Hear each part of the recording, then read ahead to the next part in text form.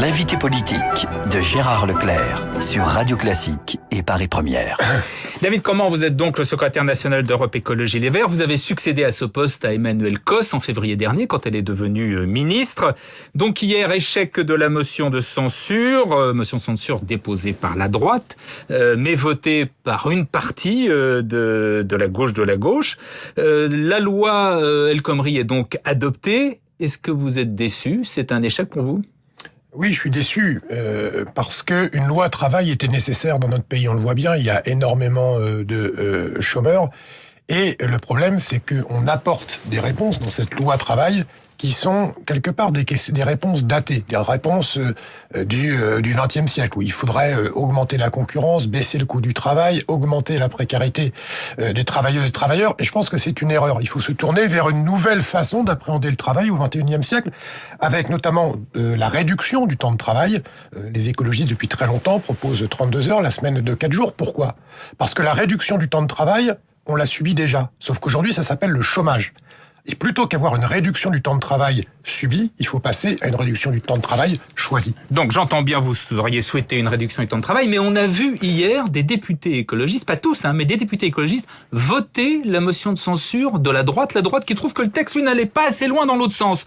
C'est assez étonnant quand même. Oui, c'est pour ça que tous les députés écologistes n'ont pas fait la même chose. Bah oui, mais une partie l'ont fait, ce qui veut dire que votre groupe est divisé et que c'est un peu incohérent tout ça. La division du groupe écologiste, c'est pas un scoop. C'est vrai. Non, pour revenir plus sérieusement sur le sujet, ceux qui ont choisi de voter cette motion de censure de droite l'ont fait parce qu'ils ont dit c'est la seule arme que nous avons à notre disposition pour nous opposer à ce texte que nous désapprouvons.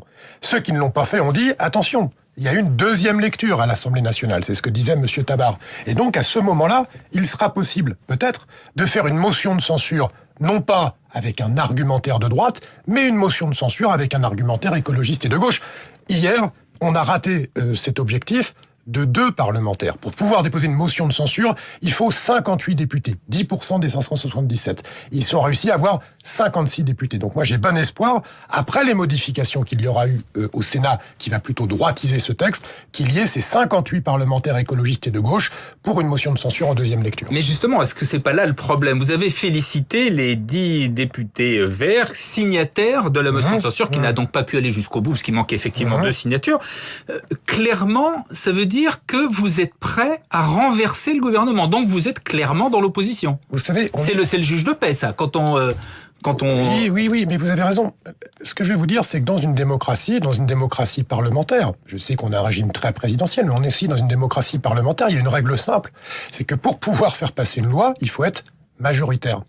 Si le gouvernement avait joué le jeu normal de la majorité, il avait fait voter l'Assemblée, ils auraient été minoritaires. Et donc ils utilisent cette espèce d'arme nucléaire, si j'ose dire. Pour renverser un gouvernement où Emmanuelle Cos, notamment, et également Barbara Pompili, qui viennent des Verts, qui sont, pour Emmanuelle Cos, toujours chez les Verts. Donc c'est devenu vous êtes des opposants à votre ministre. Vous savez, on est dans un moment où on entend bien que ce qu'il faudrait faire, c'est choisir le moins pire. D'ailleurs, c'est un peu le nouveau slogan du président de la République, c'est le « ça va mieux ». Il ne s'agit pas que ça aille mieux, il s'agit que ça aille bien. Il ne s'agit pas de faire moins pire, il s'agit de faire bien.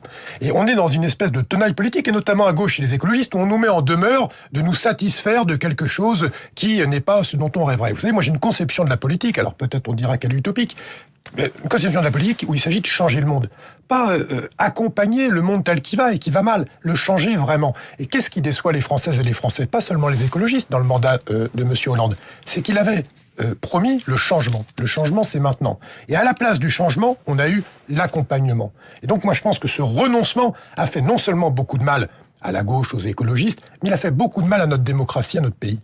Et donc, vous êtes prêt à faire tomber le gouvernement, à renverser un gouvernement de gauche? Écoutez, bien sûr, pour cela, il faudrait que la motion de censure sur le principe soit à droite. Bon, alors le souci quand même, c'est qu'il y a 7 députés qui, eux, n'ont pas voté la motion de censure, n'ont pas signé celle que vous vouliez déposer. Si l'on ajoute à ça de nombreux élus que vous avez perdus avec les élections départementales, régionales, les militants qui, semble-t-il, partent de façon importante, on dit qu'il n'y aurait plus que quelques milliers de militants Europe Écologie Les Verts, vos difficultés financières, c'est l'existence même du parti qui est menacée, non? Oui, vous avez raison de pointer le fait que les événements politiques, notre façon de fonctionner aussi, pour dire les choses clairement, a mis à rude épreuve notre parti politique. Après, moi, je constate un paradoxe. C'est que jamais la société n'a été autant disponible aux enjeux écologistes. Le problème, c'est qu'ils le font sans vous, justement. Exactement. C'est peut-être parce que vous tenez pas votre rôle. Exactement. Et donc, moi, je pense qu'il n'y a pas un problème d'espace politique, il y a un problème de remise en question de ce que nous sommes. Donc, moi, je suis assez, je pense, j'espère, lucide par rapport à ça. Je ne vais pas vous dire qu'on est formidable, qu'on a toujours tout bien fait. Ça serait d'ailleurs incongru. Je pense qu'il faut se remettre en question. On a été trop longtemps repliés sur nous-mêmes, repliés sur nos petites histoires, sur nos histoires de statut, sur nos histoires de règlement, alors qu'il aurait fallu s'adresser à la société. Mais si je peux me permettre, on a des circonstances atténuantes. L'histoire de l'écologie politique, quand elle a commencé il y a 40 ans, nous étions à la fois minoritaires sur les constats et minoritaires sur les solutions. Aujourd'hui, nous sommes devenus majoritaires sur les constats, mais encore minoritaires sur les solutions. Et donc, ce changement de statut pour être à la fois majoritaire sur les constats et sur les solutions, il faut que nous l'assumions enfin. C'est une métamorphose qui est compliquée à mettre en œuvre, mais moi, je souhaite qu'on s'y emploie maintenant. Alors, David Cormand, comme un malheur n'arrive jamais seul, il y a également eu cette semaine l'affaire Denis Baupin. Est-ce que vous êtes choqué? Est-ce que vous êtes surpris? Est-ce que vous pouvez dire que vous ne saviez rien? Ce que je peux dire, c'est que depuis longtemps, plusieurs mois, plusieurs années, on entendait ce que j'appelle moi des rumeurs. Qu'est-ce que j'appelle une rumeur? C'est quand une personne qui a été directement victime ne vous rapporte pas... Bien sûr, des affaires d'harcèlement sexuel, hein, bien sûr, de Denis Baupin. Et quand j'ai appris, là pour le coup, ce n'était plus une rumeur, puisque c'est une des victimes, Sandrine Rousseau, qui m'en a parlé il y a un peu moins d'un an, on a essayé de mettre en œuvre, c'était, vous savez, après la tribune de Libération, il y a un an, qui s'appelle Malépat, qui pointait que tous les partis politiques représentés au Parlement étaient concernés par le fait de comportements déplacés, voire pire, avec des journalistes. On s'est dit, puisque c'est tous les partis représentés, c'est nous aussi. Et donc, on a commencé à pouvoir davantage parler de ce sujet. Et de fil en aiguille, ça a mené à cette enquête journalistique et à la révélation de cette affaire. Donc, moi, je suis plus que choqué. Je suis honteux, je me sens coupable pour le parti. Oui, c'est d'autant plus surprenant que les Verts est un parti qui mettait en avant les revendications féminines, toujours, la parité, etc. Oui. Oui, mais c'est pour ça. Sauf que ça se passe chez vous, dans votre parti. Oui, mais je pense aussi que c'est parce que ça s'est passé dans notre parti, et dans notre parti, que la parole a pu se libérer. Parce que dans toutes nos instances depuis 20 ans, ce sont des instances paritaires, donc il y a autant de femmes que d'hommes. Et c'est aussi ce qui a permis que quand des femmes se sont trouvées en situation d'être harcelées ou d'être agressées, ont pu en parler entre elles, ont pu trouver l'énergie, la force, le courage de pouvoir le dire à l'extérieur. Donc, je pense que d'ailleurs ça a été analysé par un certain nombre d'observateurs, c'est que aucun parti ne peut revendiquer d'avoir le vaccin contre ce type d'agissement. Les Verts sont comme dans la société, dans les entreprises, il y a des hommes qui se conduisent comme des prédateurs. Par contre, avec la parité, avec des réflexes féministes, je pense qu'on a pu davantage libérer la parole et donc révéler ce qui s'est passé. Alors certains députés verts, notamment Eva Sas, demandent la démission de Denis Baupin. Vous en pensez quoi ? Je pense que c'est incongru que dans notre démocratie, en France, on a un peu un cas particulier, que lorsqu'on est mis en cause de cette façon, on puisse conserver... Donc vous êtes pour qu'il démissionne ?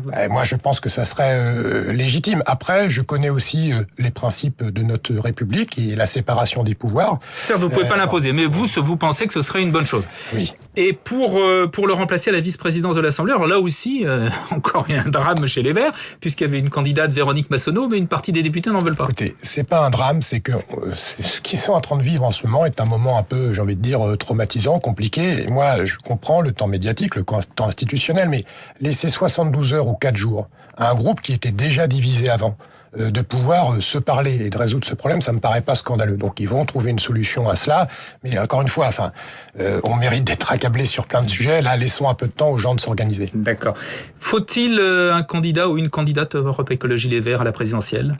Non seulement il faut une candidate ou un candidat écologiste à la présidentielle, pas forcément issu d'Europe Écologie Les Verts, parce qu'il faut un projet écologiste pour la France, pour l'Europe en 2017. On dit que Cécile Duflot est déjà sur les rangs, que c'est déjà quasiment décidé. Non, vous savez, d'abord, chez les écologistes, les choses se décident pas comme ça. On est d'ailleurs réputé pour ça. Vrai. Et par ailleurs, il y a plusieurs candidatures possibles. Moi, je trouve que Cécile Duflot est une candidature extrêmement solide. Il y a l'hypothèse de Nicolas Hulot. Justement, si de le faire. Pourquoi pas Nicolas Hulot ? Mais moi, j'y suis. Vous en aviez pas voulu la dernière fois, mais... pas moi, me dites pas ça. vous pas remuez le vous, je couteau parle dans la plaie. Je parle des Verts. Vous avez raison, Je vous parle avez raison. des Verts. Je leur en veux toujours un petit peu. Non, mais je plaisante. Moi, j'étais pour Hulot en 2007, également en 2012, et donc aussi. Mais Et vous seriez pour lui en 2017 ? oui. Oui. Mais par rapport à ça, je voudrais vous dire une chose. C'est que trop souvent, les écologistes ont trouvé le moyen de mettre à l'arrière-plan leur projet, plutôt pour se crêper le chignon et se taper entre eux, pour s'empêcher les uns les autres de... Et ça, c'est quelque chose avec lequel il faut rompre. Donc moi, quelque part, l'identité de la personne qui portera le projet écologiste est secondaire. Ce qui m'intéresse, c'est qu'on remette enfin en avant notre projet avec, ça soit Cécile, ça soit Nicolas, que ça soit Noël, que ça soit qui on veut, mais qu'on puisse être en ordre de marche pour proposer ce projet dont, à mon avis, la France et l'Europe ont besoin. Et sans passer par les primaires à gauche. Oh, je pense que cette affaire commence un petit peu à sentir le sapin, si vous me permettez. Oui, c'est beau. Et donc, Nicolas Hulot, c'est quelque chose qui peut se faire. Mais vous savez, je pense que Nicolas Hulot est une candidature intéressante parce que, au fond, il représente le cheminement de beaucoup de gens qui n'étaient pas écologistes au départ, qui ne sont pas nés écologistes, mais qui le sont devenus. Nicolas Hulot, il a fait le tour du monde avec ce truc en 4x4, en ULM dans les années 80. Il a constaté dans les années 90 que notre planète était en train de se dégrader. Et dans les années 2000, il a franchi le pas de l'écologie. Donc, je pense que c'est une candidature intéressante. Merci David Cormand. Merci à vous. Bonne journée. On se retrouve dans quelques instants avec le flash de Marc Bourreau, la revue de presse de Renaud Blanc avant Accord des Accords, Bruno Jeudi et Alexandre Adler. C'était l'invité politique sur Radio Classique et Paris Première.